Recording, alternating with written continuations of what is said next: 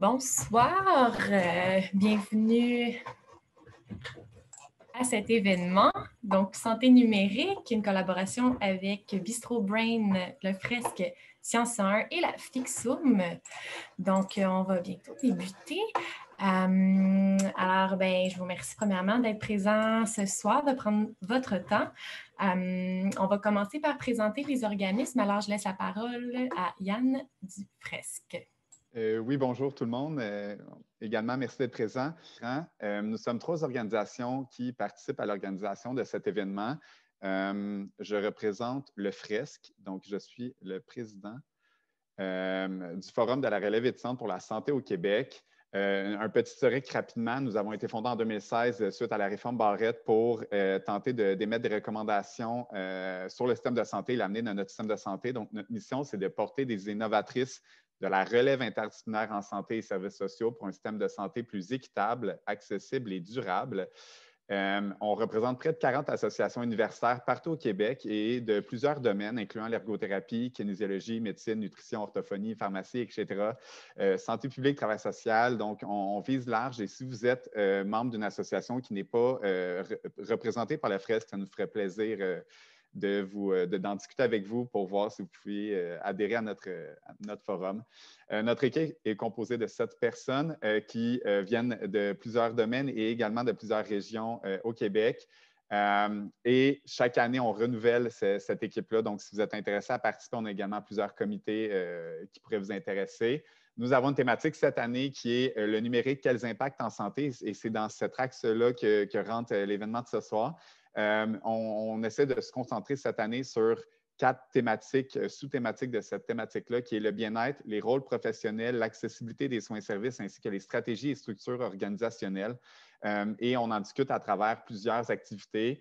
Une qui a eu lieu en février, une de ce soir et 2 fin mai et début juin qui vont être des sommets, un professionnel et un politique avec des représentants des différents partis élus.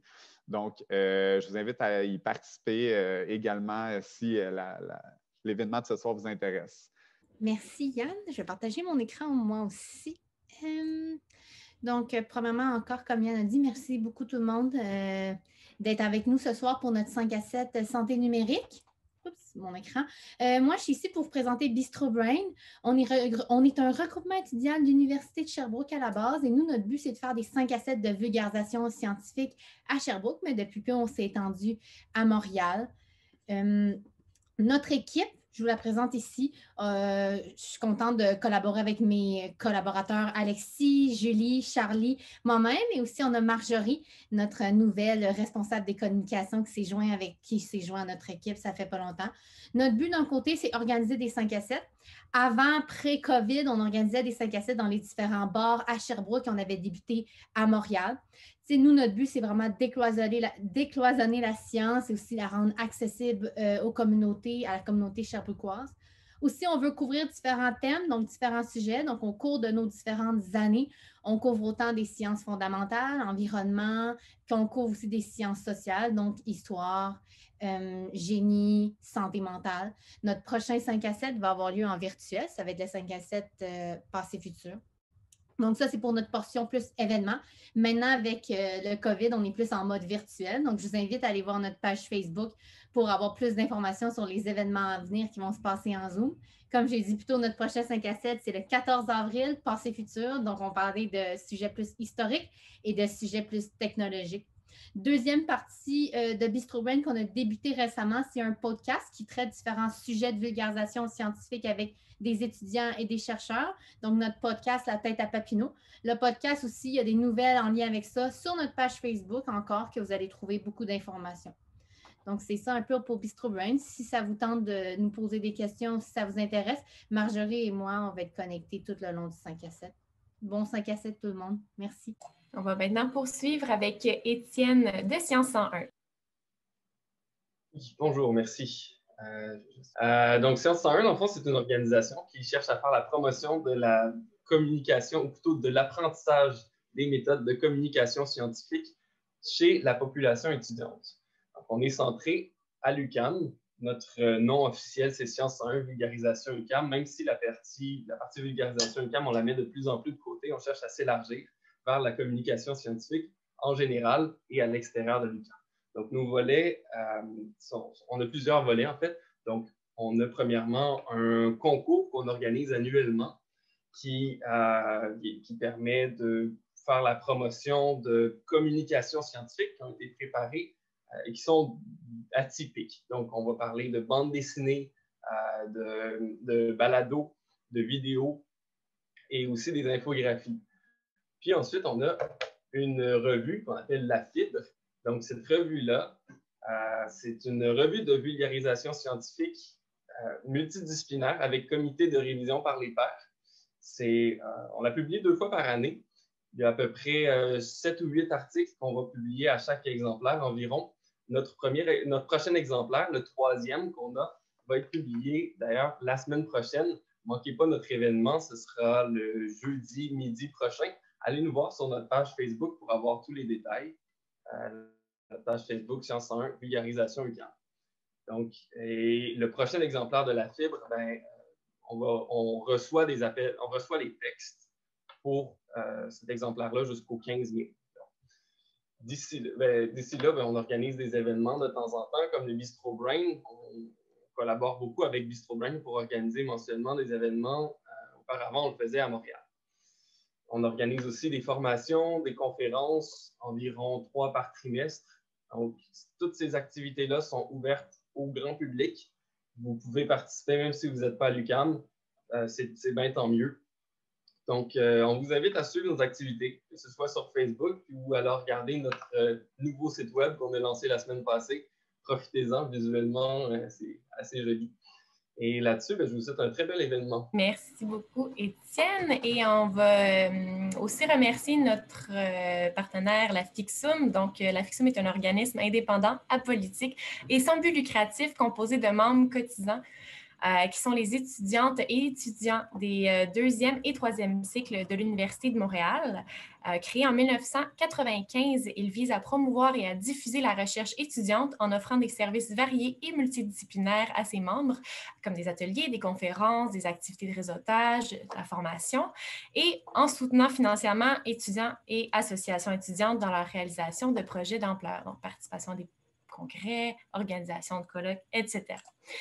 Également, avant de continuer, je vous rappelle qu'on a un prix de participation. Donc, on fait tirer 10 magazines fraîchement imprimés de chez Nouveau Projet d'Atelier 10. Donc, pour ceux qui ne connaissent pas, Nouveau Projet, c'est un magazine culture et société qui a pour raison d'être la publication de textes nouveaux, soignés et susceptibles de nous permettre de mieux comprendre les enjeux de notre époque et de mener une vie plus équilibrée, satisfaisante et signifiante. Et donc, avant de démarrer pour de bon, je vous rappelle d'utiliser le Q&A pour poser vos questions durant et après les présentations. Alors, sans plus tarder, on va commencer avec la présentation d'ouverture d'Aude Motulski. Donc, pour faire un court résumé, Aude est professeure adjointe au département de gestion, évaluation et politique de santé de l'École de santé publique de l'Université de Montréal et chercheure au carrefour de l'innovation et de l'évaluation en santé au Centre de recherche du CHUM. Elle dirige le laboratoire sur les transformations numériques en santé et est co-responsable de l'axe santé durable de l'Observatoire sur les impacts sociétaux du numérique et de l'intelligence artificielle. Ses travaux de recherche portent principalement sur le dossier numérique et les fonctionnalités qui y sont liées.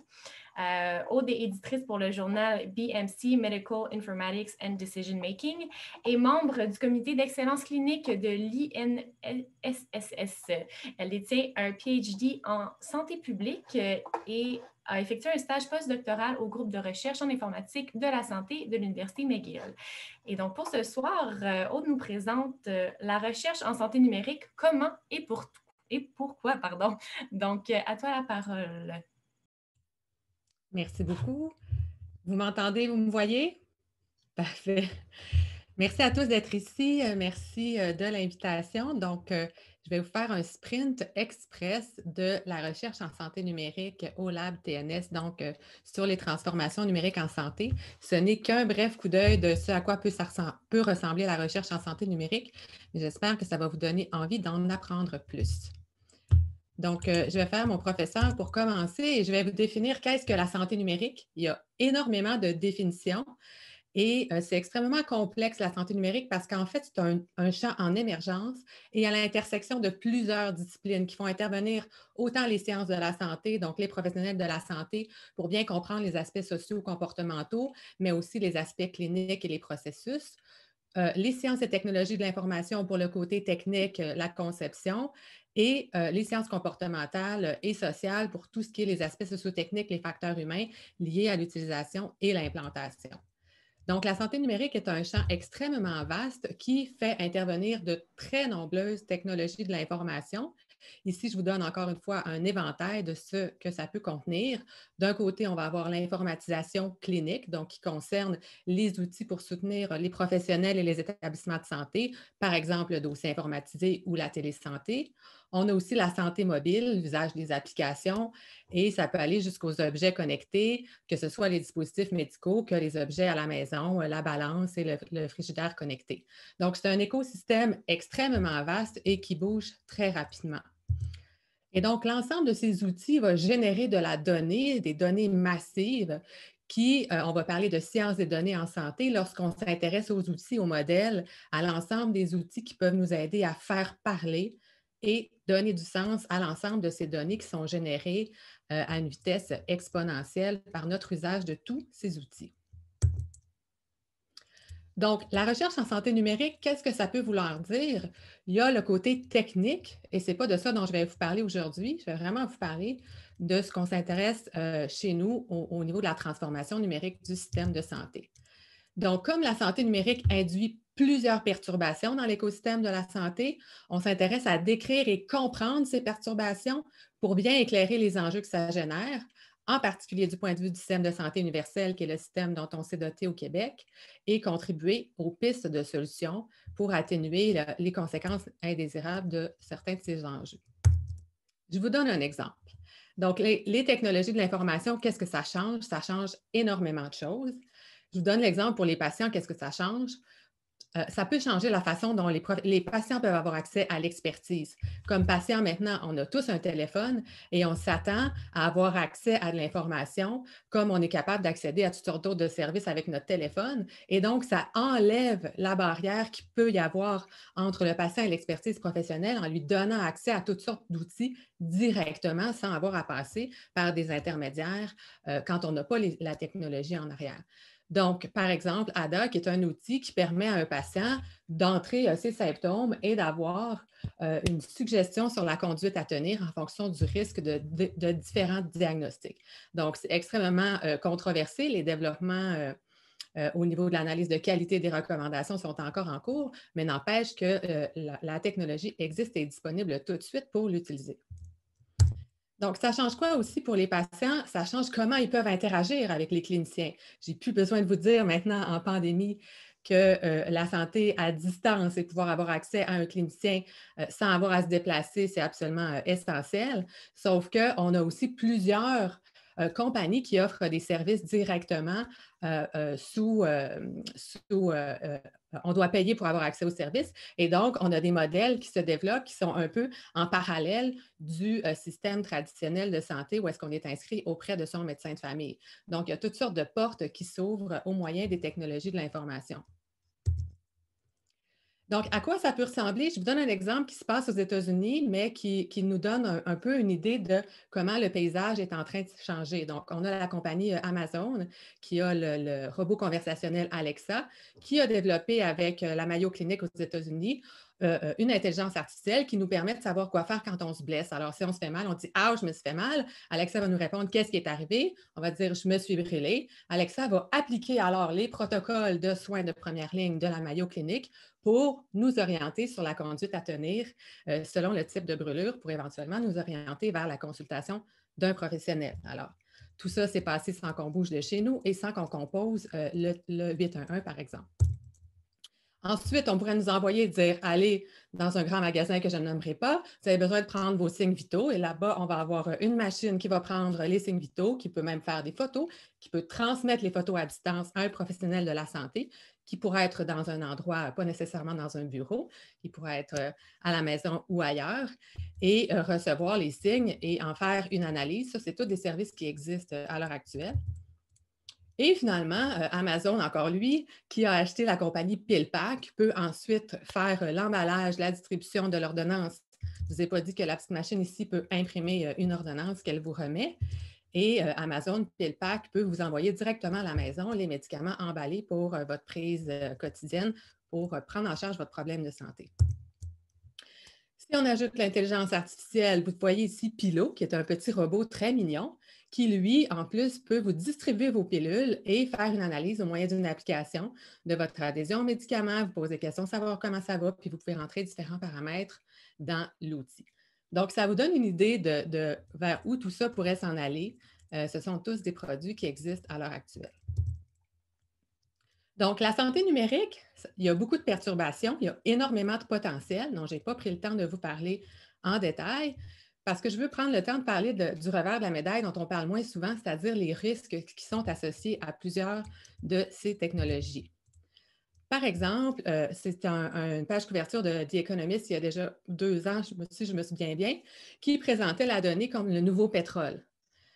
Pourquoi la donnée comme le nouveau pétrole? Parce que la donnée vaut extrêmement cher de plusieurs points de vue. Et parce que les données sont la base du développement des outils d'intelligence artificielle, parce qu'avec les données, on peut comprendre et on peut... non, je vais passer sur ce commentaire-ci. Mais les données sont sensibles et elles peuvent être utilisées à des fins malveillantes et on a plusieurs exemples récents dans l'actualité de ce que ça peut vouloir dire.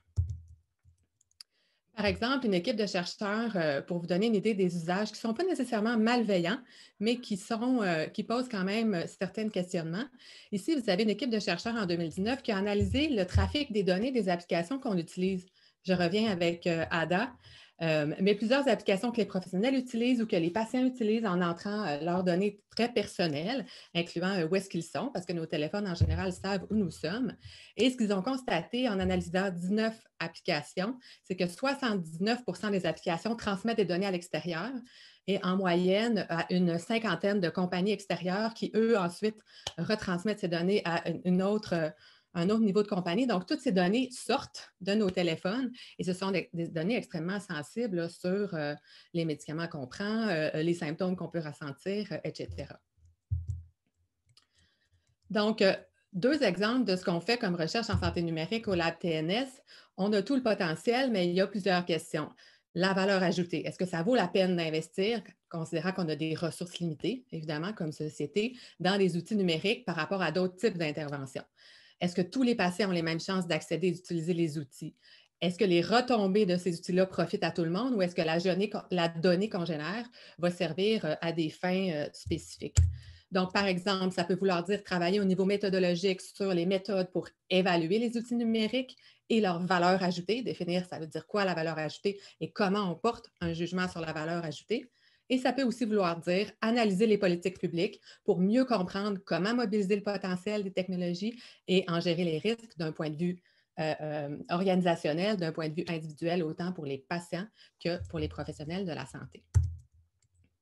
Donc, si je vous ai donné envie d'en savoir plus, vous pouvez aller voir mon site Internet Lab TNS. Ici, vous avez plusieurs liens pour rester connecté avec l'actualité de santé numérique au Québec, au Canada et à travers le monde. Et on lance à l'Université de Montréal un nouveau programme, en fait 2 nouveaux programmes en santé numérique et le microprogramme en mégadonnées qui existent déjà. Vous avez les liens pour en apprendre plus. Et donc, je suis disponible pour répondre à vos questions et entendre vos réactions. Merci beaucoup pour la présentation, Aude. Quel vaste domaine. Donc, je rappelle pour les questions, ça va être dans la section Q&A, juste au bas de l'écran. Donc, est-ce qu'on a des questions qui se manifestent? Jusqu'à présent, on n'a pas de questions, Célia, mais pas trop tard pour en poser une. Sinon, on va en avoir pour Mme Modzuski. Donc, sur la question de l'aspect économique, évidemment que l'aspect économique doit être considéré. C'est je ne suis pas économiste, mais j'en connais assez sur l'analyse économique pour vous dire que c'est extrêmement compliqué de faire une analyse qui tient compte des coûts. Mais clairement, il doit y avoir ce type d'analyse et c'est ce qui est difficile. La technologie est effectivement dispendieuse, mais c'est très difficile d'avoir accès aux coûts de manière détaillée. Je ne sais pas si ça répond à la question. Et on a une personne qui nous demande si vous pourriez vous exprimer un peu plus davantage sur les risques et les bénéfices de votre projet. Bien, les bénéfices, j'en parle vraiment souvent. Alors, c'est pour ça qu'aujourd'hui, je suis passée rapidement. Mais les bénéfices sont très, très importants au niveau de l'optimisation des processus. On a vu avec la COVID, comme on était extrêmement en retard, comme certains processus pouvaient être très longs quand on n'est pas informatisé. Puis ici, je pense par exemple au dépistage. Entre le moment où on devait appeler pour prendre rendez-vous, au lieu d'avoir accès à un outil numérique pour prendre rendez-vous en ligne, il y avait des temps d'attente très, très longs sur la ligne téléphonique au départ. Il y avait des 5 heures d'attente parfois pour prendre un rendez-vous pour un test COVID. Ensuite, il fallait rentrer les informations manuellement. Le système d'information de laboratoire qui est informatisé envoyait la donnée par fax à la santé publique. Là, la santé publique devait rentrer l'information manuellement dans un autre système. Donc, il y avait énormément de goulot d'étranglement. Ça pouvait prendre 2 semaines entre le moment où vous aviez pris votre rendez-vous puis avoir votre résultat, même dans des cas positifs. Alors, je ne veux pas dire que c'est une des explications à pourquoi on a eu plus de difficultés au début de la pandémie au Québec, mais ça n'a certainement pas aidé à améliorer notre capacité à contraindre les éclosions avec autant de délais. Alors, l'informatisation permet d'accélérer certains processus. Je n'ai pas besoin de vous convaincre que le fax n'est pas la technologie la plus efficace. Ça, c'est un des bénéfices très certains. Et l'autre, c'est notre capacité à faire de la surveillance en vie réelle, en temps réel, autant pour l'amélioration des pratiques, porter un jugement en vie réelle sur la valeur ajoutée réelle des interventions. Et c'est clair que pour moi, le vaccin AstraZeneca et tous les autres vaccins en ce moment est un des exemples patents de ça. Les décisions que prennent les agences canadiennes en ce moment sont basées sur des données de l'Europe et sur des données du Royaume-Uni. Pourquoi? Parce qu'au Québec, au Canada, on n'a pas de système de surveillance actif parce qu'on n'a pas de dossier informatique dans lequel les informations se trouvent qu'on pourrait extirper et en temps réel porter un jugement. On a des délais extrêmement longs. On a des 3 à 6 mois entre le moment où l'intervention est effectuée, si vous avez une thrombose et que vous allez à l'hôpital, et le moment où cette information va devenir disponible de manière informatique dans les bases de données administratives. Et ici, on fonctionne avec la déclaration. Donc, comme patient, si vous avez un effet, vous devez la déclarer ou les professionnels à l'hôpital doivent déclarer. Mais donc, c'est des mécanismes qui peuvent être améliorés. Ça, c'est sur le côté bénéfice. Je m'excuse, je constate que vous ne voyez pas nécessairement la question. Mais donc, il y a des très, très, très nombreux bénéfices. Les risques, premièrement, c'est que c'est très coûteux. Alors, c'est un risque, si on peut dire, au niveau de l'équité, parce que toutes les ressources qu'on met là, on ne peut pas les mettre ailleurs. Les risques de manipulation et de stigmatisation sont importants avec ce qu'on voit en ce moment, avec ce qui se passe sur les réseaux sociaux, puis comment ça génère toutes sortes de désinformation, toutes sortes de mouvements parfois haineux. Il y a lieu de se questionner sur qu'est-ce qui va arriver quand ça va être nos données extrêmement personnelles et sensibles qui vont se ramasser à pouvoir circuler dans cet univers-là. Ça pose des enjeux très importants. Puis, je vois qu'il y a des gens autour de la table qui auraient ce qu'il faut pour en discuter. Donc, voilà. Pour la question du développement chez LabTNS, non, on ne fait aucun développement chez nous. Par contre, on développe des ressources techno-ontologiques pour soutenir l'interopérabilité, mais pas des outils. Et la question du fameux fax, non, il ne sera pas éliminé bientôt. Je ne sais pas si vous avez vu que l'Ontario a décidé de bannir le fax complètement de ses organisations publiques. Ça exclut le domaine de la santé. La Nouvelle-Zélande avait décidé de bannir complètement les fax du domaine de la santé. Ils ont donné l'avertissement pendant 2 ans à l'avance et finalement, ils ont backé à la dernière minute. C'était impossible. Donc, non, on n'est pas proche de voir la fin du fax. Je suis désolée. Parfait. Eh bien, merci encore une fois pour cette présentation.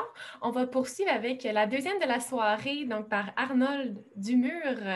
Alors, gradué en ingénierie à l'Université Laval, il est maintenant président d'OVA, une entreprise en réalité virtuelle qui vise à créer des expériences humaines immersives et éthiques accessibles à toutes et à tous. Donc, le titre de la présentation, Réalité virtuelle en milieu de soins.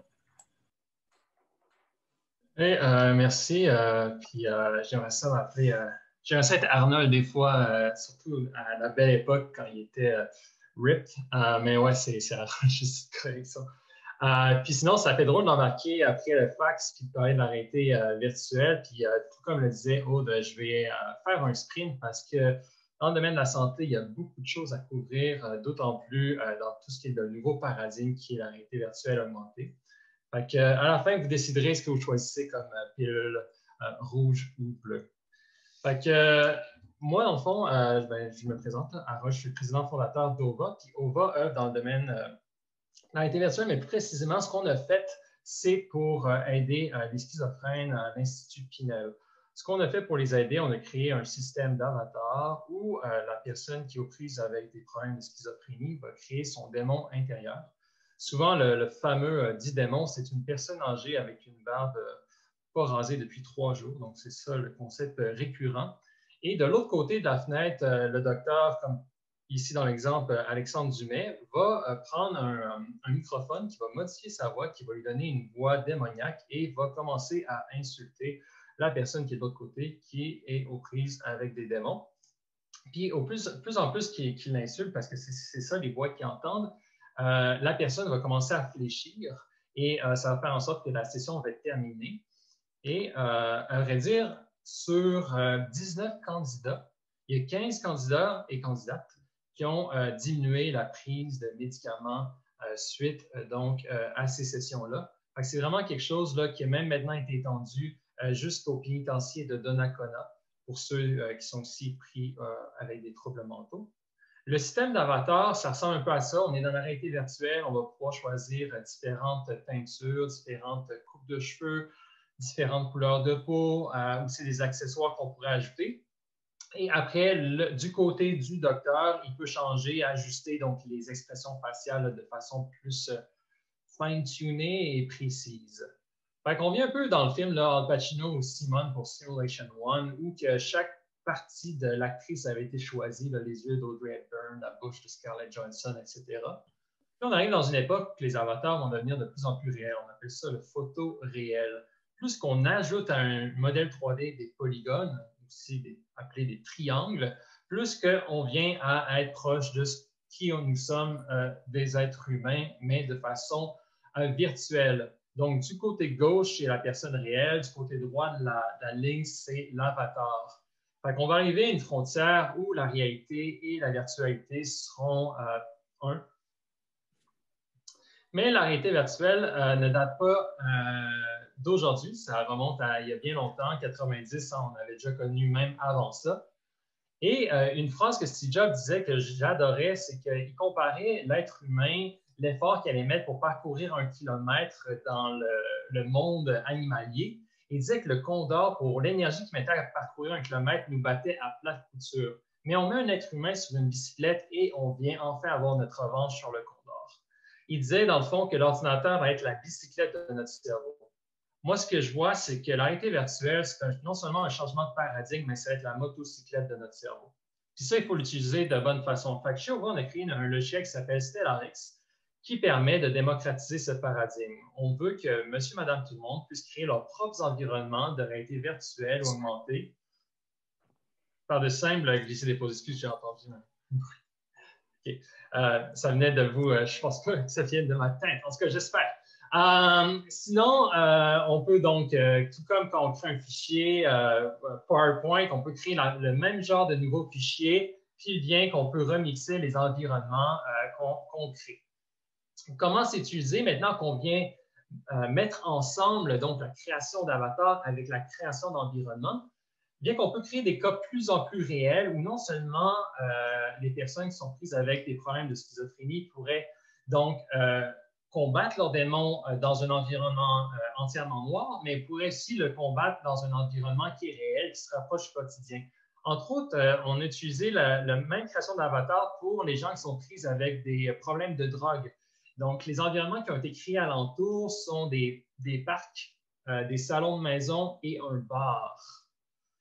Finalement, un autre cas d'usage, on a été appelé par Northwell Healthcare, qui est le plus gros hôpital de New York, pour les aider à créer des environnements de pleine conscience pour leur ICU, Intensive Care Unit, ou plutôt les soins intensifs. Donc, docteurs et infirmières vont dans cette salle et vont se créer des environnements qui soient soit une plage, un lac ou une montagne, afin d'aller là pour se relaxer. Donc, cette étude-là a été suivie sur environ, de mémoire, 26 personnes. Puis les 26 personnes, donc, rapidement, pouvaient plonger dans les différents environnements qu'ils avaient créés et pouvaient recharger, donc, ces univers qu'on appelle les métavers. Les métavers, en fait, hein, c'est les univers de la réalité virtuelle. Et au fur et à mesure que le mois a passé, qu'on a étudié à plusieurs reprises, on a vu qu'il y avait une tendance qui se répétait chez eux.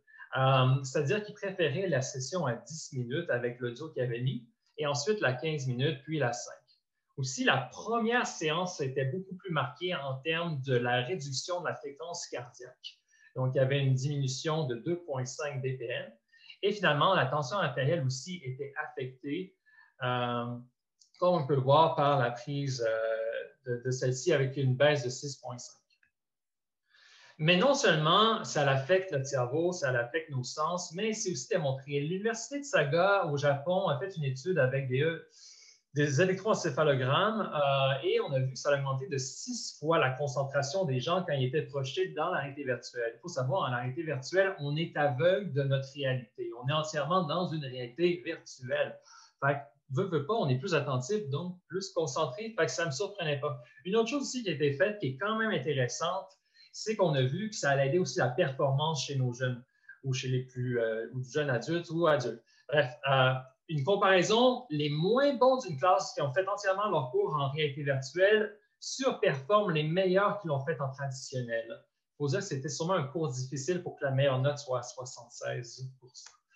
Alors, ce qu'on veut faire, c'est recréer la réalité, jouer sur le système de perception, avoir l'interaction, à un tel point que si je mets deux sphères qui se croisent et que je n'ajoute aucun son au milieu, je dis que les sphères blanches, les boules blanches se croisent. Par contre, si je recommence la même animation une autre fois, puis que lorsque les sphères se croisent et que je tape de la main au même moment qui arrive au même endroit, elles rebondissent. Donc, c'est aussi le fait de pouvoir jouer avec les perceptions, les illusions qui devient très intéressant dans le domaine de la réalité virtuelle afin de traiter différents problèmes. La chose qui va rester à traiter, donc, c'est le goût et l'odeur, mais bien entendu, des devices externes peuvent être utilisés. Une autre chose super intéressante qu'on a parlé beaucoup durant la COVID, c'est l'isolement beaucoup plus flagrant et obligé de nos personnes âgées, nos chers grands-parents. Il faut savoir qu'il y a une étude qui a été faite qui va voir c'est quoi le Emotional Arousal Score, c'est-à-dire, un exemple, quand un enfant visite son grand-parent, le score est au maximum à 3,75. Vous voyez l'échelle comme ça étant le maximum. Le plus bas, le baseline, quand ils sont seuls, malheureusement, dans leur chambre, c'est 2,14. Mais dans la réalité virtuelle, ce score-là, le EAS, a atteint 3,71. Une autre chose qui a été faite, c'est de corriger ce qui est les mots chroniques. Donc, ces mots chroniques-là, dans un bras, si on utilise le bras droit, mais qu'on voit dans la réalité virtuelle notre bras gauche activé, ces pains chroniques-là vont diminuer de plus en plus. Donc, ces mots chroniques-là vont diminuer. C'est quand même incroyable comme utilisation de la réalité virtuelle. On voit, si on découpe ça par année, il y a une évolution, mais ce que je veux que vous reteniez, il y a une convergence technologique. C'est-à-dire l'intelligence artificielle, la réalité virtuelle augmentée, la 5G, tout ça vient à un point d'intersection pour aider nous, êtres humains, qui sommes des espèces spatiales, à communiquer et évoluer dans ce domaine spatial et non pas en 2D comme on fait aujourd'hui à travers ce Zoom. Aujourd'hui, si on veut jouer, créer des environnements, on peut utiliser Minecraft, mais demain, on pourrait parler à travers un NLP qui est un Natural Language afin de pouvoir dire à notre chatbot, notre agent intelligent plus précisément, de co-créer avec nous. Puis, si on se rappelle de The Shining, on pourrait reprendre des images 3D et avec l'AI, en recréer une immersion globale de façon automatique afin de s'y projeter ou de revivre des traumatismes de l'enfance si, par exemple, ce film, tout comme moi, vous a traumatisé. Donc, sur ces 30 secondes qui me restent, j'espère que je vous aurai convaincu à choisir l'une ou l'autre des pilules. Je ne veux pas vous en suggérer une ou l'autre, mais si vous avez des questions là-dessus, n'hésitez pas à me poser. Ça me fait plaisir d'y répondre. Merci. Merci beaucoup pour cette présentation. Moi, je vais laisser Alexis pour la gestion des questions.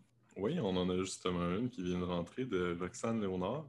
La réalité virtuelle est-elle étudiée pour la thérapie EMDR dans le traitement des traumas PTSD?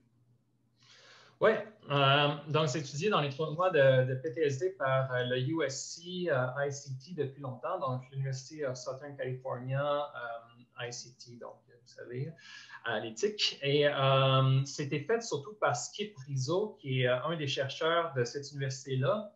Il fait ça depuis très longtemps, même avant que Palmer Luckey, qui est le fondateur d'Oculus, avant qu'il vende à Facebook, rejoigne le USC pour faire ses premiers prototypes. Donc, il faut voir que Skip Rizzo, c'était son mentor. La meilleure réponse que je pourrais donner, c'est de chercher Skip Rizzo, S-K-I-P, espace R-I-Z-Z-O sur Google. Puis direct en marquant PTSD, vous allez voir ce qu'il a fait avec des avatars auprès de l'ONR, qui est l'Office of Naval Research. Merci. On a aussi une deuxième question. Avez-vous évalué les risques de dépendance à la réalité virtuelle? Est-ce que ça pourrait devenir une dépendance? Bonne question pour de vrai. Puis non, on ne l'a pas évalué.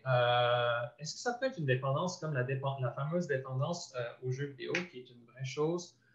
Je ne sais pas, à cause que ce n'est pas un médium qui amène la dépendance d'un point de vue où qu'en réalité virtuelle, après 15 à 30 minutes, des sessions de 15 à 30 minutes, c'est tellement immersif, c'est tellement fort que tu ne peux pas rester aussi longtemps qu'un 4-5 heures collé à ton jeu vidéo. Là, vu que tes yeux sont quand même proches de l'écran, je dirais que physiquement, c'est difficile. Par contre, une chose intéressante à mentionner à propos de la santé et de la réalité virtuelle, il y a le IEEE, ou EII, en tout cas, bref, je l'investe tout le temps, là, mais ils ont fait des études sur le fait que quand on dort, on pense qu'un rêve a duré 30 minutes, mais en fait, ce rêve-là a duré 1 minute.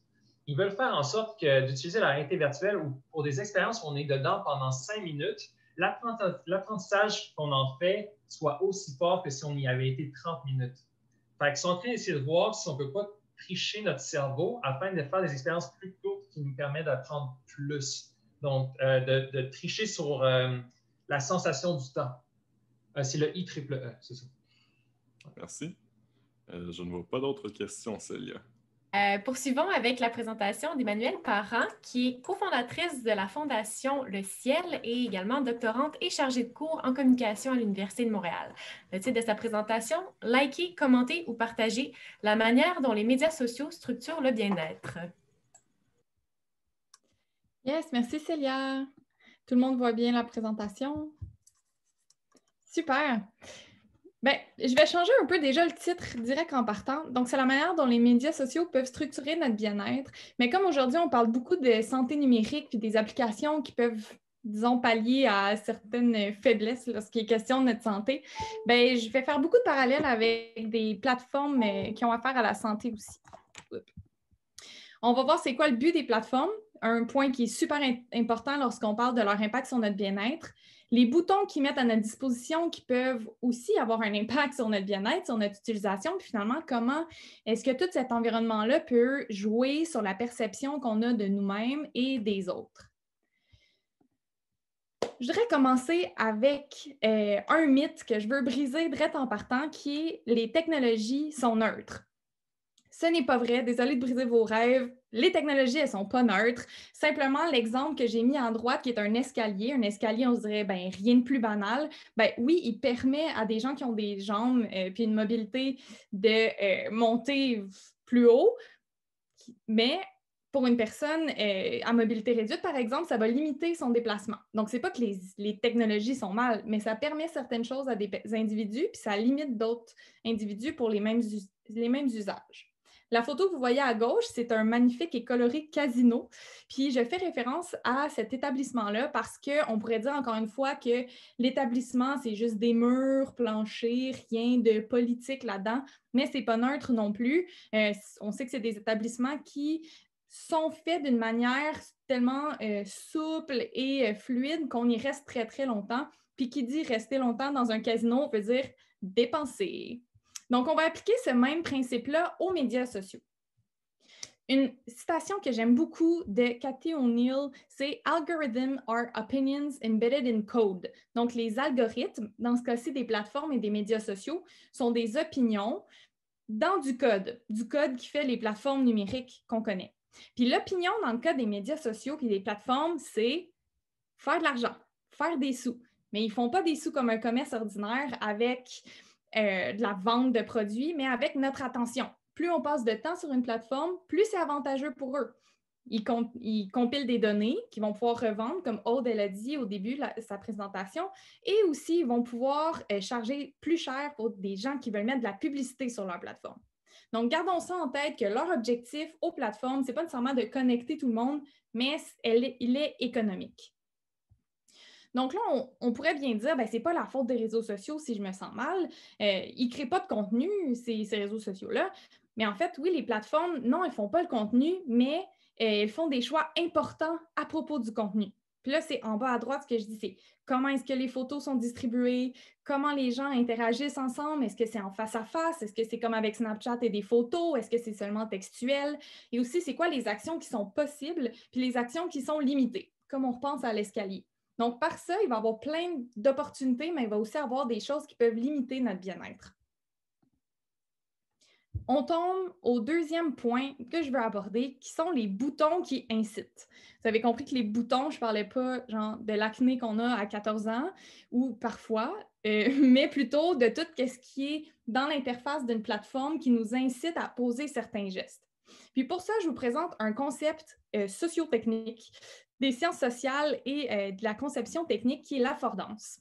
L'affordance, c'est un lien, si vous voulez, entre un environnement numérique ou physique, puis les personnes qui l'observent, comme la tasse qu'on peut voir ici. Une affordance, ça serait l'anse. Parce que, oui, on peut saisir la tasse comme ça, mais l'anse, qu'est-ce qu'elle nous dit? C'est « Attention, c'est chaud, prends-moi par ici ». Même chose pour, mettons, ma bouteille d'eau ici. Je peux bien être un peu désorientée puis boire du côté que je veux, mais il y a une affordance ici qui est le bouchon que je comprends quand j'y touche que, OK, c'est pas juste un cap, il faut vraiment que je dévisse.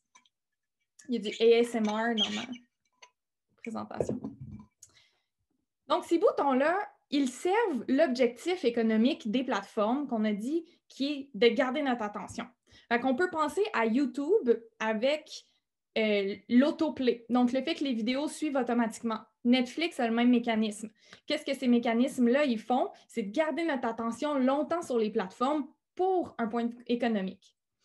TikTok, comment ils gardent notre attention? Un des moyens, ça va être d'être en plein écran et de couper l'heure. Donc, quand on regarde des vidéos sur TikTok, on ne voit pas le temps passer, puis on est un petit peu déconnecté, puis on est comme « Oh mon Dieu, il s'est passé une demi-heure.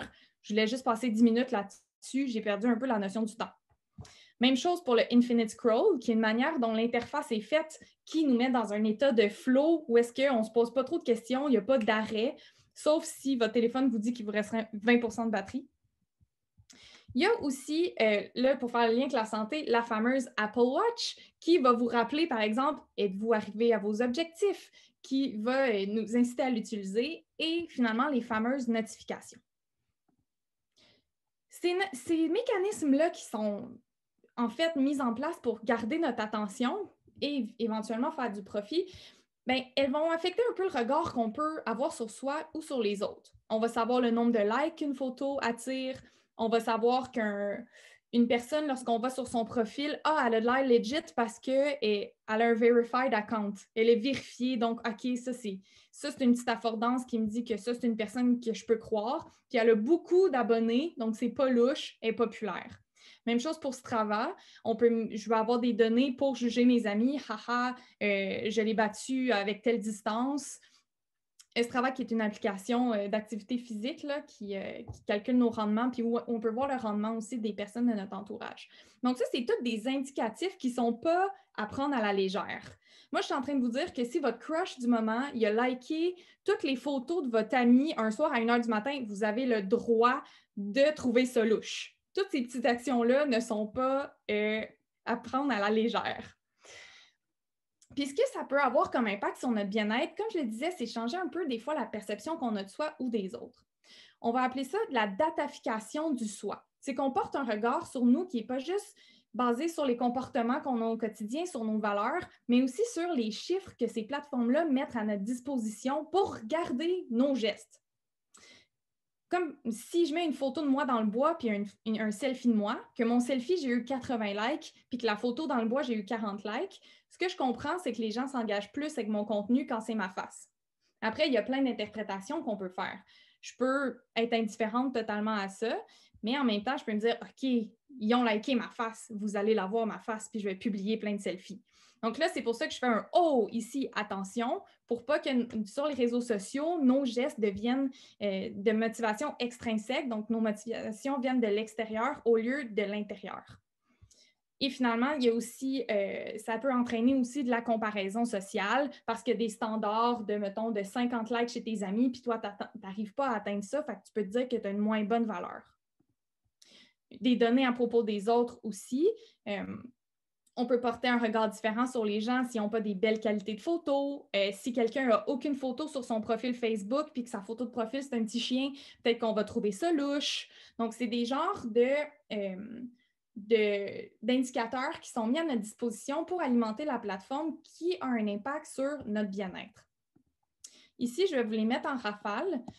C'est 4 situations concrètes où il y a des chiffres, la plateforme nous propose des choses puis que ça peut avoir un super bon impact sur notre bien-être pour quelqu'un puis un très mauvais pour quelqu'un d'autre. La story, en voyant qu'il y a des gens qui l'ont vu, je peux me dire « yes, mon message a été porté ». Mais je peux aussi me dire « en ce moment, j'ai besoin de validation sociale puis j'ai besoin d'être vue ». Puis là, tu vas combler ça avec des gens. Je peux regarder les résultats de ma journée d'hier qui était très sédentaire sur ma Apple Watch puis me sentir coupable. Dire, hey, j'ai pas assez marché. Ah, finalement, je pensais que j'avais passé une bonne journée, mais c'était pas une bonne journée. J'ai passé 10 heures au lit, c'est énorme. Ou je peux me dire, ah, je comprends mieux mon corps. J'avais un peu mal au ventre, ça doit être mon ovulation. Donc, il y a 2 manières, il y a tout le temps 2 côtés à la médaille. Puis aussi, lorsque les plateformes de médias sociaux vont mettre à notre disposition, par exemple, les dernières personnes avec qui vous avez parlé. Mais je pourrais me dire, ah, ben c'est génial, ça me fait penser à parler à Alexandra, ça me fait penser à parler à Nico. Mais en fait, moi, je travaille sur Messenger. Donc, Facebook m'incite à parler pas nécessairement des gens à qui je veux parler. Donc, ça, c'est une autre manière qui peut être positive comme négative. Puis lorsqu'on veut aller mieux, parce qu'on remarque, par exemple, qu'il y aurait beaucoup de trucs négatifs avec tout ce qu'on voit ici, on Google comment bien utiliser les médias sociaux, puis ce qu'on voit, c'est toutes des méthodes pour avoir une entreprise, pour avoir plus de likes, puis pour finalement encore plus nous encourager à répondre à ces critères-là de données puis de chiffres. Il faut faire très attention. Moi, ce que je vous dis pour aller bien, c'est c'est que nos sensibilités dans notre vie en général vont être reflétées sur notre utilisation des médias sociaux. Donc, se conscientiser par rapport à l'objectif des plateformes, de ne pas oublier que s'il y a des likes, etc., c'est à cause d'un modèle économique. Connaître ses forces et nos faiblesses. Moi, si j'ai une faiblesse avec mon corps, puis que je sais que pour l'été, ça m'angoisse un peu d'être mince, bien, peut-être de savoir que c'est peut-être d'être exposé à ces genres de photos-là qui vont m'affecter. Puis continuer de valoriser les interactions sociales à l'extérieur des réseaux sociaux. Donc, finalement, en résumé, parce que les plateformes veulent faire du profit, elles sont structurées d'une certaine manière où il y a des boutons puis des statistiques qui incitent certains comportements, puis ça peut teinter le regard qu'on porte sur nous-mêmes puis sur les autres. Donc, c'est important de garder notre autodétermination sur notre valeur, puis de ne pas laisser les plateformes, finalement, qui répondent à un modèle économique capitaliste, décider si on est digne ou pas. Donc, voilà, c'était mon sprint. Donc, merci pour la présentation, Emmanuel. Écoute, tu as bien fait ça. Je pense que tu as vraiment capté notre attention pendant 10 minutes. Tu as fait compétition à beaucoup de choses, je pense, en plus en étant sur Zoom. On a une première question de Frédéric Tremblay.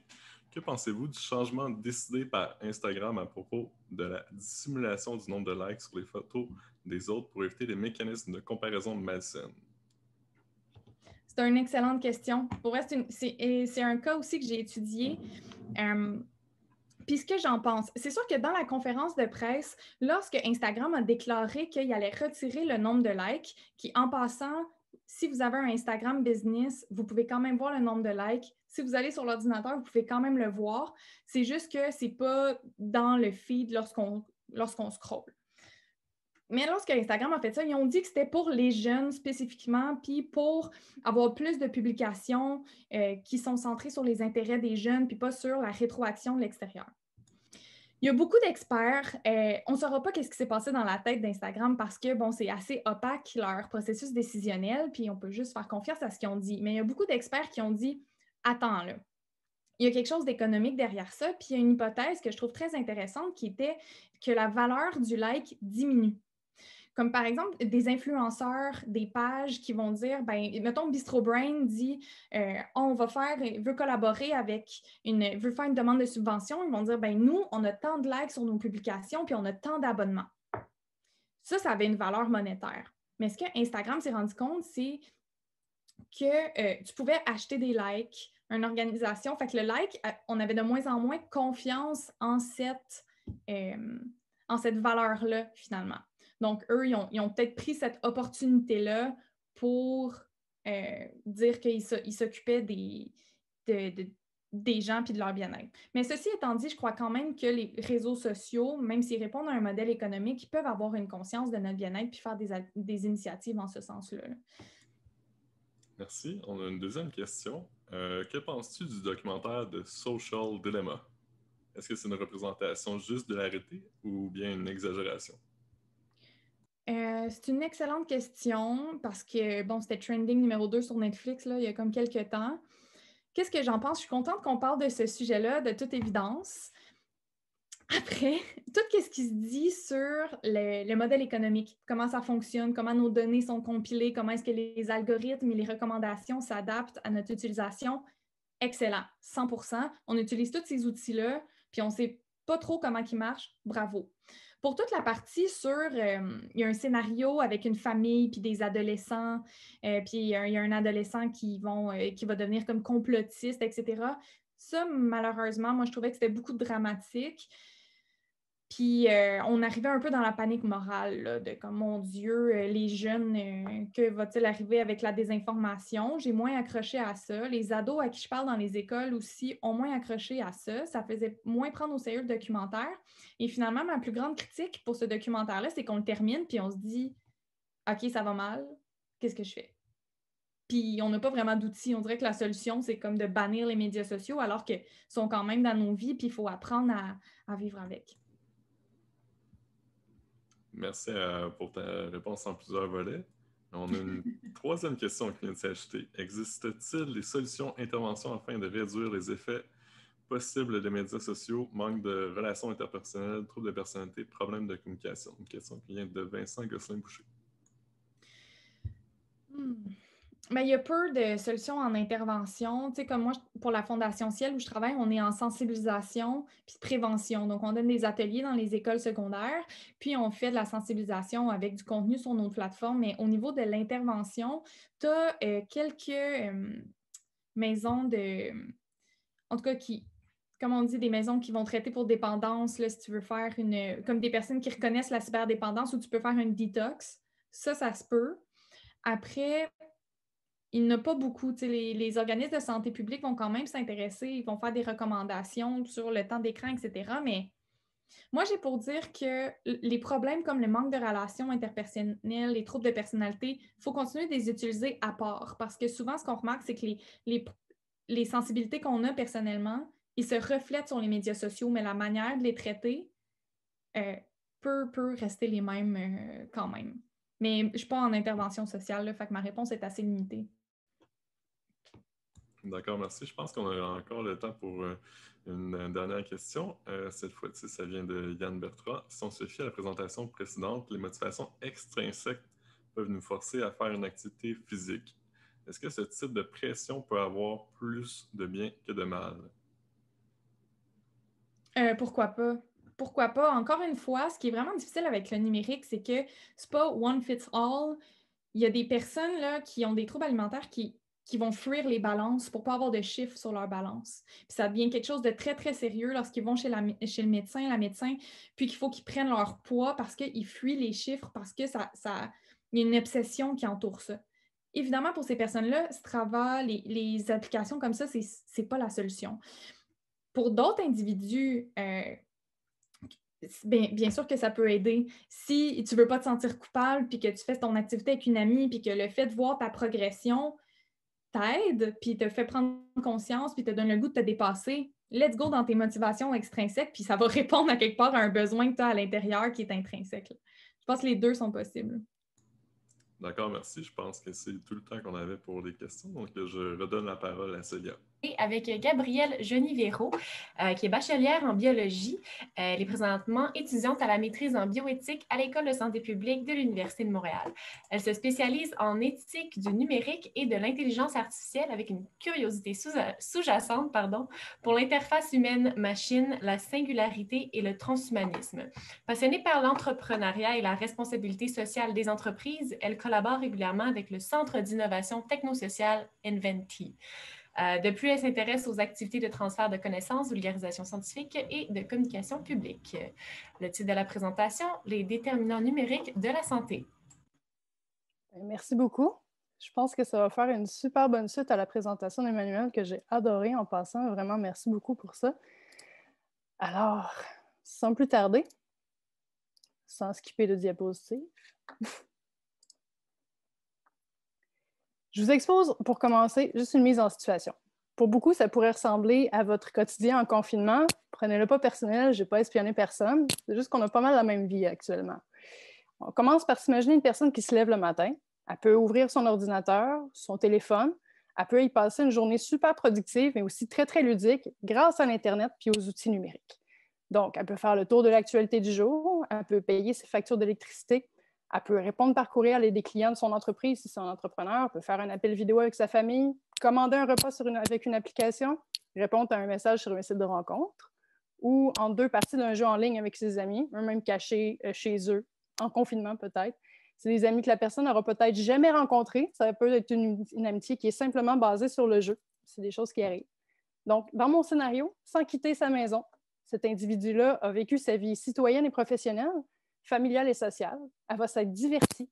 Elle va avoir répondu à ses besoins de base, elle va avoir mangé, commandé un repas, puis entretenu sa vie personnelle. Sa seule nécessité pour cette vie, c'était un accès à Internet puis un outil pour la matérialiser, que ce soit un ordinateur, un téléphone ou une tablette, des fois juste des montres connectées.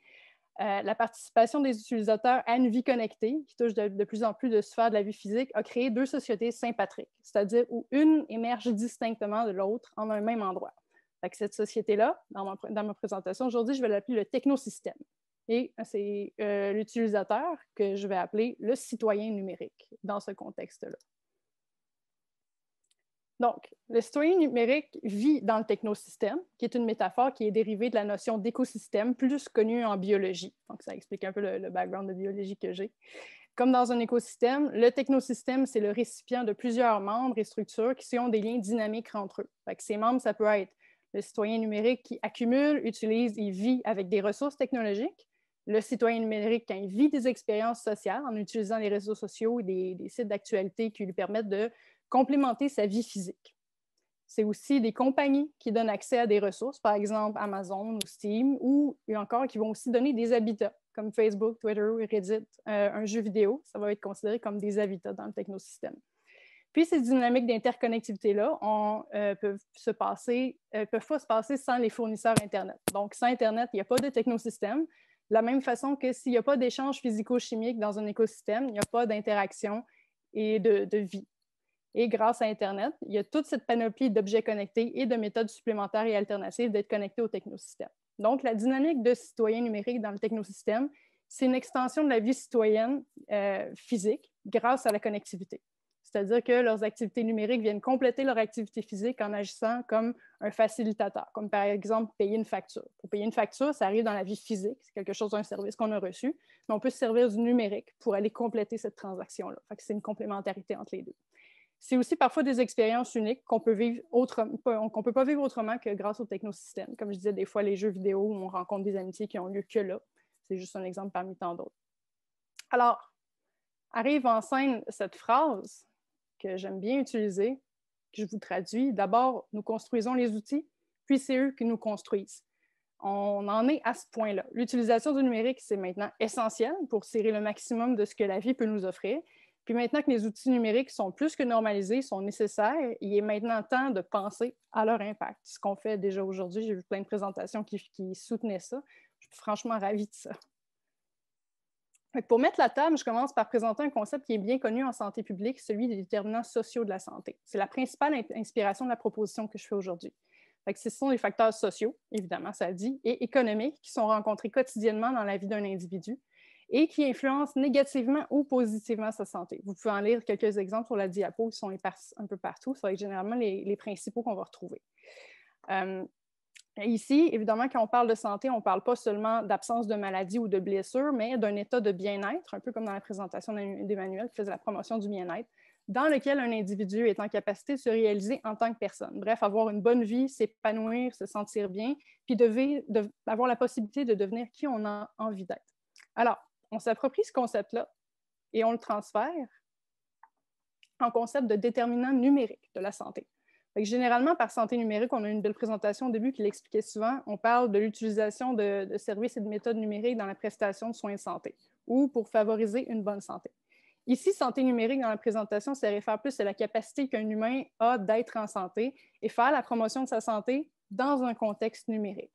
Les trois grandes catégories de déterminants numériques, ça va être en premier l'hygiène numérique, ensuite l'effet de fracture numérique et ensuite la littératie numérique.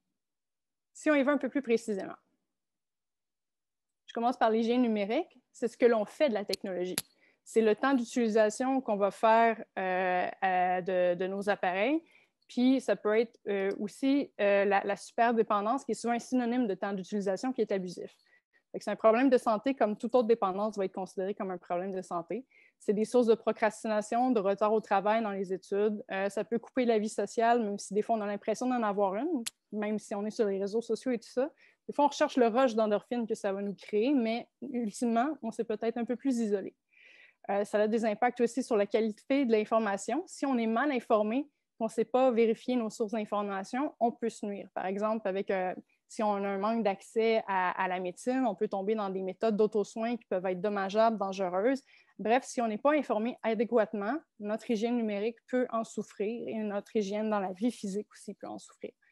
Ça peut aussi avoir des liens avec l'utilisation sécuritaire du numérique. Si on n'a pas une bonne hygiène numérique, une bonne façon d'utiliser nos outils, si on est capable de le faire, on peut éviter l'usurpation d'identité, la fraude, le vol de nos données personnelles, toute l'escroquerie, tous les trucs malicieux qui peuvent se passer par le numérique. Si on a une mauvaise hygiène numérique, ça peut en avoir un impact.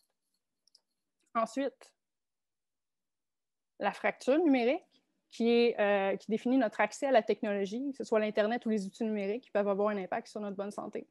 La fracture numérique, elle peut être due à il y a fracture numérique si on a une mauvaise capacité à comprendre les outils numériques et la façon dont ils fonctionnent. La littératie numérique, qu'on verra après, est un peu référée à ça. On peut penser, par exemple, aux personnes âgées qui ont peut-être plus de difficultés à saisir la technologie. Ils sont victimes d'une fracture numérique.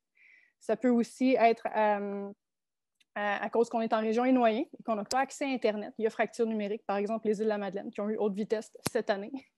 Puis, notre statut socio-économique pour avoir accès aux outils, ça peut créer une fracture numérique. Si on vient d'une classe défavorisée, on a moins de chances d'avoir accès, de pouvoir se payer des appareils ou un abonnement Internet. Ça peut jouer sur le phénomène d'isolation. Par exemple, en pandémie, si on n'avait pas accès au nécessaire, on ne pouvait pas rester en contact avec nos proches. Ça peut jouer sur l'employabilité. Le recrutement se fait beaucoup en ligne. Si je n'ai pas accès, j'aurais plus de difficultés à trouver un emploi. Puis beaucoup d'emplois sont en ligne maintenant. Donc, souvent, on va demander d'avoir un bon Internet. Si ce n'est pas disponible dans ma région, j'ai moins de chances d'être employable aussi. Ça peut amener un retard éducationnel. Encore une fois, la pandémie, tout est tombé en ligne. Si on n'avait pas accès, ça devenait compliqué. Même sans ça, il y a beaucoup de choses qui sont dépendantes de l'accès à Internet quand on est aux études. Il faut avoir un ordinateur. Les études se passent là-dessus, les accès à des bases de données, les remises de travaux, ça se font par là aussi beaucoup maintenant. Puis, ça peut aussi faire un retard culturel parce qu'il y a beaucoup de phénomènes socio-culturels qui ont lieu là. La consommation de musique, de séries, même la littérature s'y passe beaucoup. Fait que même, c'est de plus en plus exclusivement. Encore une fois, c'est l'exemple de la pandémie. Si on n'avait pas accès à ça, on cumulait un retard culturel. Ensuite, et en dernier, la littératie numérique, c'est d'être capable de comprendre, opérer et contextualiser nos outils et les choses auxquelles on a accès. Fait qu'un manque de littératie numérique peut, comme pour la fracture numérique, exacerber notre retard éducationnel et culturel. Si je ne suis pas en mesure de comprendre les outils à ma disposition, je suis victime d'une forme de fracture numérique. Fait que mal comprendre la façon dont l'information nous est présentée par les algorithmes contribue au phénomène de bulle informationnelle, par exemple, ce qui contribue à la désinformation, et ça nous rapporte à l'hygiène numérique au début et les enjeux de désinformation. Vu que les algorithmes sont faits pour nous montrer ce qui nous fait réagir et non pas ce qui est nécessairement vrai, on n'est pas toujours exposé aux plus belles parties de l'Internet. Mais si c'est tout ce qu'on voit, on peut finir par y croire. C'est vrai, je l'ai vu sur Internet, devrait plutôt être « mon Internet me l'a montré ». On n'a pas tous la même expérience en ligne. Fait que si je récapitule de bout à bout, le citoyen numérique est l'habitant du technosystème. Sa place dans ce technosystème est déterminée par sa littératie numérique, qui lui donne la capacité d'interagir et de s'épanouir dans son environnement social, professionnel et personnel, autant physique que numérique. Un manque de littératie numérique ou une situation géographique désavantageuse peut créer un phénomène de fracture numérique qui peut nuire à nos opportunités et la possibilité d'avoir accès à des chances égales face à nos pairs, ce qui pourrait effectivement exacerber les problèmes de santé et les problèmes sociaux. Fait que si on identifie les déterminants numériques de la santé, qu'on se penche à comprendre leur relation avec l'état de santé d'un individu au sein d'une population, ça permettrait d'intégrer la notion de santé numérique dans un portrait global de la santé d'un individu et des populations, un peu à la manière du mouvement Une seule santé, qui comprend la santé comme étant quelque chose de global en interaction avec les humains, les animaux et l'environnement. On passerait ainsi d'un paradigme où le numérique est considéré comme un outil à un, il pourrait être considéré comme un droit de l'homme qu'on doit défendre et promouvoir pour la santé de tous. Et voilà. Pile dans les temps. Pile dans les temps, hein? J'ai dit une minute, j'étais stressée. Merci pour la présentation. On va passer à la période de questions. Oui, merci Célia. Pour l'instant, on n'a pas de questions. Je n'ouvre pas. On a 5 minutes.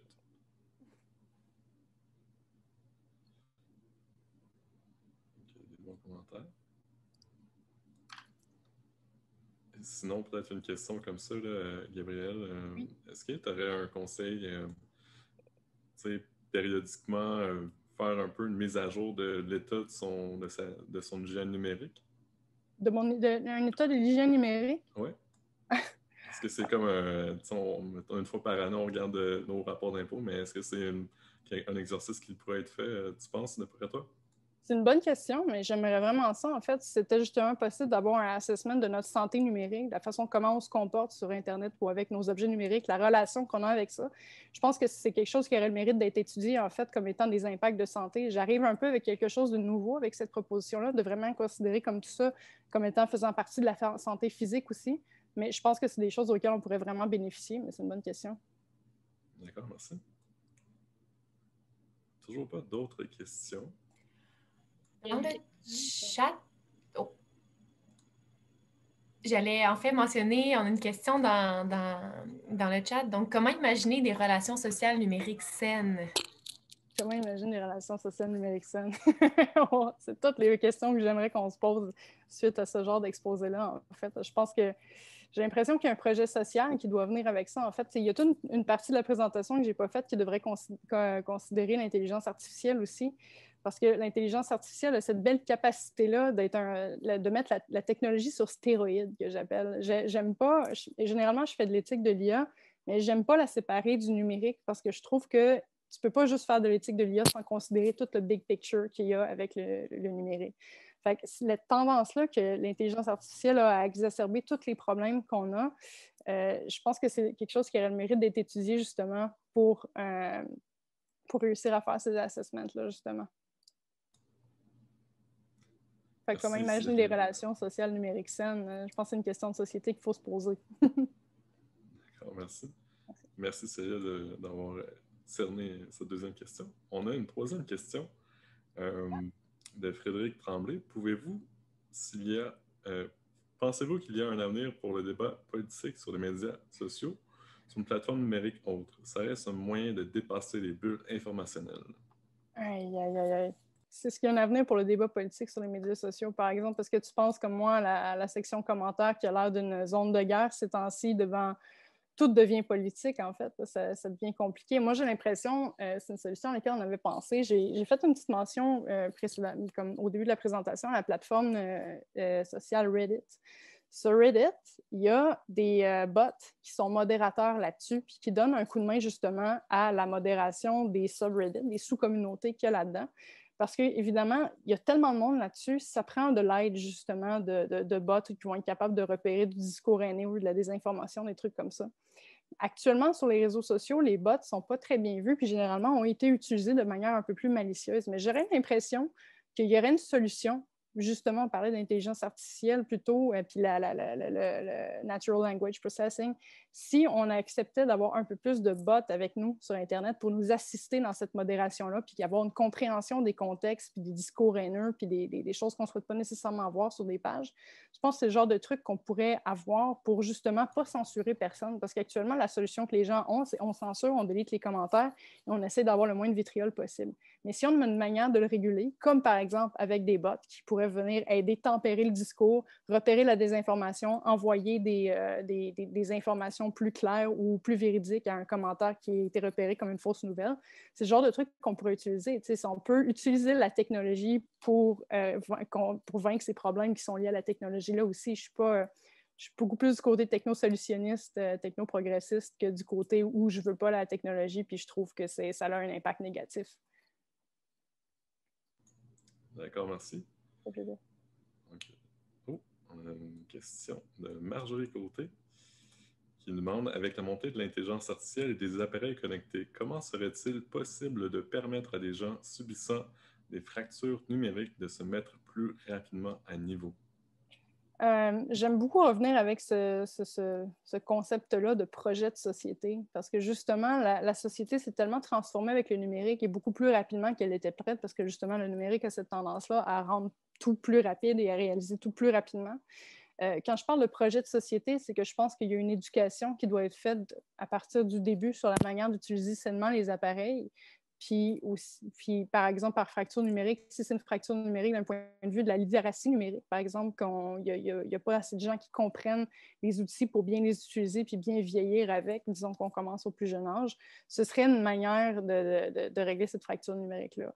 Pour ce qui est, par exemple, d'une fracture numérique qui est sur la connectivité ou quand on est en région éloignée, c'est quelque chose qui va arriver avec le temps, j'ai l'impression. Mais de plus en plus, comme avec la présentation qu'il y a eu sur le VR et tout ça, il y a de plus en plus d'outils et de manières d'aller rejoindre les gens à des endroits qu'on ne pensait jamais pouvoir aller les rejoindre pour pouvoir faire la promotion de l'éducation puis de la santé, puis donner de l'information et essayer d'empower un peu toutes les communautés qui sont plus difficiles à rejoindre.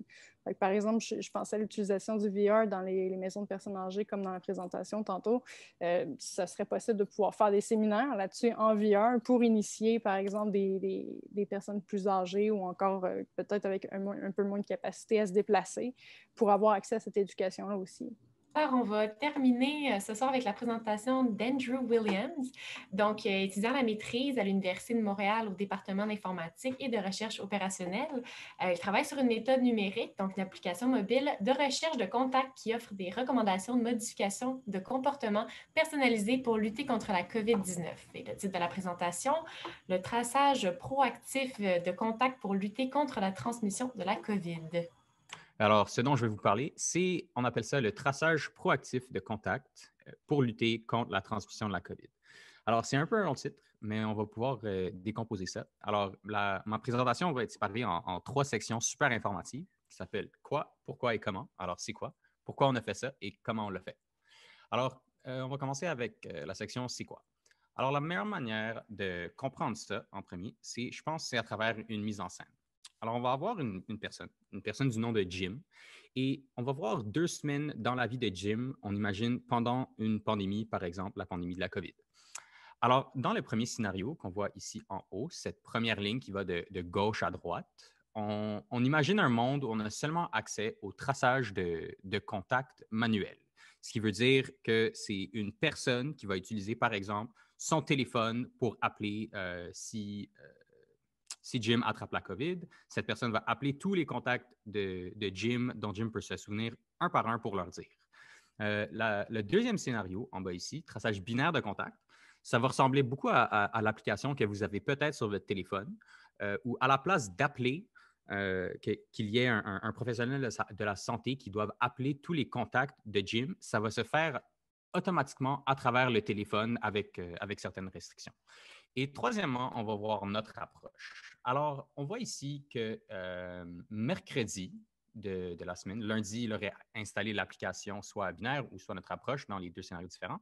Mercredi, Jim s'en va à l'épicerie et il a un contact avec un étranger à haut risque. Par haut risque, on s'entend un étranger qui est, sans le savoir, infecté par la COVID-19 et il a une interaction. Je ne sais pas, l'étranger tousse sur la laitue, Jim ramasse une laitue et soudainement, son risque d'attraper la COVID augmente de beaucoup. Alors là, vendredi, l'étranger commence à présenter des symptômes dans les trois scénarios.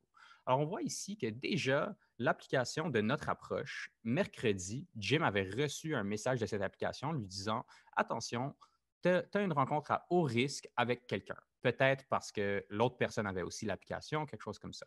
Mais là, vendredi, l'étranger commence à présenter des symptômes. Et si l'étranger met ça dans sa propre application, eh bien là, Jim va recevoir une autre alerte lui disant « Attention, tu devrais vraiment faire attention, commence à modérer ton comportement parce que tu as eu un contact avec très haut risque. » Et là, le dimanche, les symptômes de l'étranger s'aggravent.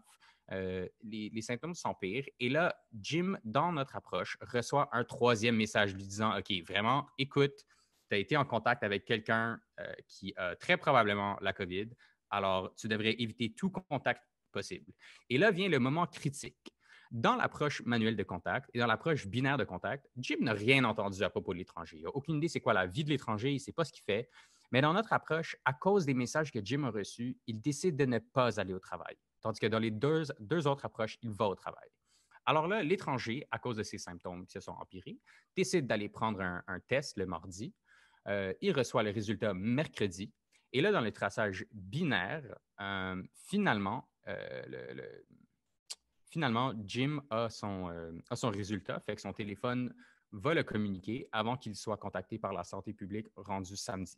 Mais ici, on voit la différence critique entre ces deux scénarios. C'est qu'à partir de là, puisque Jim n'est pas allé au travail, Jim n'a pas exposé tous ses collègues à l'infection potentielle de la COVID. Alors là, continuons dans la présentation. Pourquoi est-ce qu'on a fait ça? Alors, on est un groupe de chercheurs depuis environ 1 an. On voit que presque tous les pays du monde ont pris des mesures sans précédent pour instaurer, par exemple, des confinements, de la distanciation sociale et d'autres mesures de santé publique pour contenir la transmission du virus. Cet effort mondial a inévitablement entraîné des ralentissements économiques et des dommages sociaux. Et c'est finalement, en tant qu'équipe de scientifiques, on s'est senti motivé pour développer une technologie avancée afin de contribuer à la lutte contre la pandémie. Et c'est ça que j'espère partager avec vous aujourd'hui. Alors, juste pour comprendre un peu mieux, c'est quoi que je veux dire par lutter contre la pandémie? Alors, la pandémie mène à des situations sous-optimales. La meilleure manière, une des manières qu'on peut regarder ça, c'est en considérant ce qu'on appelle des courbes de possibilités de production. Alors, par exemple, on peut considérer 2 aspects différents de la société, par exemple ici l'économie et la santé. Et ce point bleu ici, c'est en effet où on était, par exemple, avant la pandémie. Alors, on voit qu'on a comme une certaine, c'est juste une quantité abstraite d'économie et de santé. Et là, on voit, avec la pandémie, on est tiré vers cette ligne rouge. On ne peut plus se rendre à cette frontière et on finit par avoir moins d'économie, moins de santé. Alors, si on voulait avoir la même quantité abstraite encore de santé, il faudrait perdre beaucoup d'économie. Même chose si on voulait avoir le même niveau d'économie. Et là, on se demande, mais est-ce qu'on est vraiment juste limité par cette frontière rouge? Est-ce qu'on peut possiblement faire mieux? Et là, la question, c'est... la réponse, je peux vous dire qu'en effet, oui. Et il y a plusieurs manières de faire mieux. Premièrement, une bonne gestion de la santé publique et macroéconomique. contribuer à contenir la progression de la transmission et aussi permettre à plusieurs familles et entreprises canadiennes de surmonter les obstacles. En tant qu'informaticien, on s'est dit que aussi les technologies pourraient peut-être contribuer et jouer un rôle dans ce processus. Alors, l'innovation clé de notre travail, c'est qu'on pourrait aider à réduire le risque d'infection, alors la propagation du virus, et les dommages économiques en créant une méthode de traçage plus efficace qui va permettre de mieux cerner la maladie tout en évitant le plus possible les quarantaines inutiles. Alors, comment? Et là, on va explorer, on se rappelle notre scénario ici. On a le traçage manuel, binaire et notre approche. Alors, on va comparer les trois méthodes de traçage rapidement. Chaque colonne est une manière de traçage et chaque rangée est un aspect particulier. Alors, on voit dans le traçage manuel les contacts potentiels que Jim aurait pu rencontrer, vraiment les contacts potentiels, surtout ceux qu'on pourrait identifier et possiblement leur dire de s'auto-isoler avant de propager le virus. C'est vraiment juste les contacts desquels Jim se souvient. Alors, lui, il va être contacté par la santé publique. Ils vont dire tu as eu un résultat positif. Peux-tu nous dire avec qui tu étais en contact durant les 14 derniers jours? Et je ne sais pas pour vous, mais moi, ma mémoire n'est vraiment pas aussi bonne que ça. Alors, si je devais me souvenir de tout le monde que j'ai rencontré dans les 14 derniers jours, ces jours-ci, ce n'est pas grand monde parce qu'on est isolé, on l'espère, mais reste que ça peut être une situation très difficile. Cependant, les indices utilisés sont super bien parce qu'on a généralement accès à genre toutes les caractéristiques individuelles, soit l'âge, conditions préexistantes, etc., ainsi que les symptômes de la personne et le résultat de leur test. Mais là, à partir de là, on leur recommande soit, bon, ben, tu es correct, tu n'as pas la COVID, retourne chez toi, vis ta vie normalement, ou on peut dire, ben, tu dois aller en quarantaine. Là, ensuite, on voit l'option du traçage binaire, ce qui est l'application que vous avez probablement sur votre téléphone. C'est un peu mieux parce qu'on a cette meilleure mémoire. Alors, vous n'avez plus besoin de vous souvenir d'avec qui vous avez été en contact. Votre téléphone va faire ça pour vous, ou au moins va vous aider à ne pas manquer d'interaction parce que c'est généralement accompagné, c'est un accompagnement pour le traçage manuel. Par contre, ici, on voit que tous les indices, les caractéristiques individuelles sont perdues dans cette méthode. On utilise vraiment seulement les résultats des tests et là, on peut dire aux individus de vivre leur vie normalement ou d'aller en quarantaine. Et là, notre approche, ce qui est surtout intéressant, c'est qu'on a accès à cette même base de contact que dans le traçage binaire. Alors, on n'a pas des erreurs de mémoire, mais on utilise aussi les caractéristiques des individus pour améliorer le diagnostic. Et à partir de là, deuxièmement, alors, premièrement, on a accès à ces caractéristiques et deuxièmement, on peut faire des recommandations plus personnalisées où ça n'a pas besoin d'être nécessairement binaire de « t'es correct » ou « tu vas en quarantaine ». On peut envoyer des recommandations qui leur disent, par exemple, il faudrait que tu fasses attention, essaie de t'assurer que tu gardes tes distances, porte ton masque quand possible, etc. Juste des rappels. Alors, le cas du traçage proactif, il y a 3 étapes vraiment. On veut prédire l'infectiosité actuelle et passée à l'aide de tous les indices. Ensuite, une fois qu'on a prédit ça, l'infectiosité, genre le niveau de contagion d'une personne, on veut envoyer des messages sécurisés au contact précédent. Et finalement, avec ces messages, une fois reçus par les utilisateurs, on veut leur recommander des comportements selon le niveau de risque estimé. Alors, qu'est-ce qui se passe sur le téléphone? En grande ligne, on va utiliser ces quatre ensembles d'informations et on va les envoyer à un engin d'intelligence artificielle qui va aider à prédire l'historique du risque personnel. Alors, on voit ici, on a les risques des contacts qui proviennent des autres téléphones, ainsi que les symptômes personnels qu'une personne peut rentrer dans leur téléphone, les résultats des tests qui sont surtout utiles, ainsi que les caractéristiques individuelles telles que l'âge ou les conditions préexistantes. Alors, pourquoi l'intelligence artificielle? C'est une tâche vraiment compliquée de décider quel message envoyer. Dans le traçage binaire, la décision est basée sur le résultat d'un test, mais est-ce qu'on peut faire mieux en envoyant des signaux d'alerte précoce? Et on a vu que oui, dans le cadre de Jim avec notre approche. Ça nous permet d'apprendre à décider quel message envoyer de manière automatisée. Et je vais finir ici avec les résultats de nos simulations, où on voit que le nombre de cas cumulatifs est plus bas pour le traçage proactif, mais le nombre de quarantaines ici, le pourcentage de quarantaine est vraiment plus bas. Alors, merci beaucoup. Je pense que ça clôt ma terminaison, ma présentation dans le temps presque.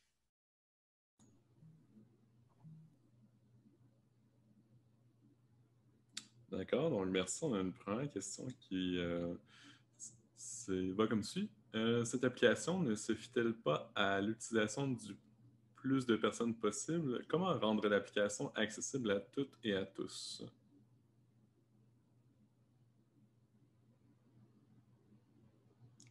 On a de la misère avec le micro, je crois. Et maintenant? Oui, ça fonctionne. OK. Oui, désolé. Oui, c'est un très bon point. C'est une excellente question. Alors, les applications comme ça nécessitent un téléphone intelligent. Et si on veut rendre l'accessibilité à tout le monde pour cette application, c'est nécessaire de considérer, par exemple, des petits engins qu'on pourrait distribuer aux gens qui ont pour seule fonction de participer au réseau de contacts comme ça. Mais c'est aussi important de se souvenir que ces outils-là ne sont pas faits pour être utilisés indépendamment. C'est plus qu'ils font partie d'un ensemble d'interventions en santé publique qui travaillent ensemble. Mais oui, c'est une très bonne question en termes d'accessibilité. D'accord, merci. On continue avec une question qui, cette fois-ci, nous vient de Louise Ringuette. Si la personne ayant reçu une alerte d'une infection potentielle n'a plus d'argent et prend le risque de tout de même aller travailler, sera-t-elle passible de sanctions? Et si oui, comment ces sanctions auront-elles un impact encore plus grand sur sa vie économique? Ça, ce n'est pas une question pour moi. Ça, je pense que c'est une question pour les politiciens qui vont en effet décider d'utiliser cet outil ou pas. C'est une très bonne question et il faut regarder, par exemple, si on veut... en général, l'application, de la manière que nous on l'a formulée, c'est des recommandations de comportement. Donc, on n'a pas implémenté de sanctions sur les gens. Mais c'est un sujet intéressant. D'accord, je continue avec cette fois-ci une question de Gabriel Martin. Il y a environ 9 mois, on entendait parler d'une application de traçage nommée COVID qui faisait penser à votre approche et semblait très bien. Savez-vous pourquoi elle n'a pas été retenue? C'est en effet la même application. C'est l'application COVID. Je ne l'ai juste pas nommé COVID dans cette présentation, mais oui, c'est exactement cette application. De ce que je comprends, c'était une décision très compliquée pour le gouvernement, mais je ne sais pas s'il y a nécessairement beaucoup de transparence dans leur processus de décision. D'accord, merci. On a aussi, encore une fois, une question, cette fois-ci de Raphaël Thiémonge. Comment validez-vous que les intelligences artificielles aient bien été entraînées?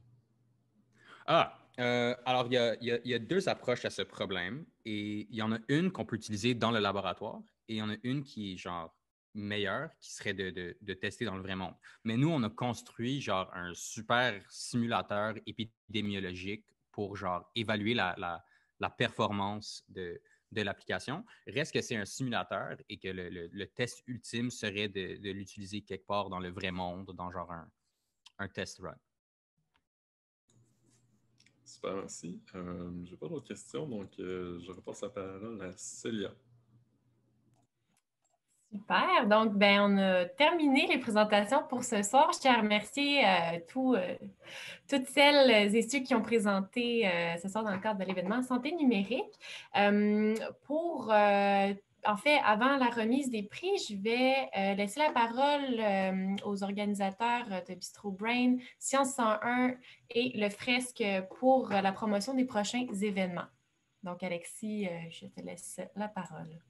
Oui, on est super content, Bistro Brain, de dire là, que jusqu'à la mi-juin, on va avoir une programmation de 2 semaines. Le prochain événement, si je ne m'abuse, c'est le 14 avril, qui va s'intituler Passé et futur. Donc, ça va être une rencontre de l'histoire et du génie. Sinon, on vous invite à suivre notre page Facebook ou encore Twitter, Instagram pour rester à l'affût. Donc, Étienne de Science 101. Oui, donc avec Science 101, on a le lancement de notre prochaine édition de la revue La Fibre qui va se passer en ligne le 8 avril prochain à 12h45. Vous pourrez trouver toutes les informations sur notre page Facebook Science 101 Vulgarisation UQAM.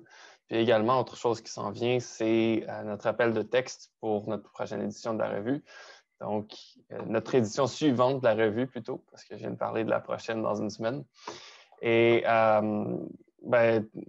tout le monde peut, toutes les personnes étudiantes peuvent soumettre à notre revue un article. Donc, vous pouvez tenter votre chance même si vous n'êtes pas à l'UQAM. Et ça va, vous avez jusqu'au 15 mai pour soumettre. Excellent. Je vais laisser la parole à Maxime pour le fresque. Bon, Maxime ne semble pas disponible, mais comme je l'ai dit dans ma présentation au début, vous pouvez nous suivre sur les réseaux sociaux également. On a un événement qui arrive en fin mai qui est un panel professionnel qui va regrouper des professionnels sur la santé numérique, encore une fois, et début juin sur un panel politique qui vont discuter sur la santé numérique et ça va être des députés. Donc, ça va être très intéressant à vous voir à ce moment.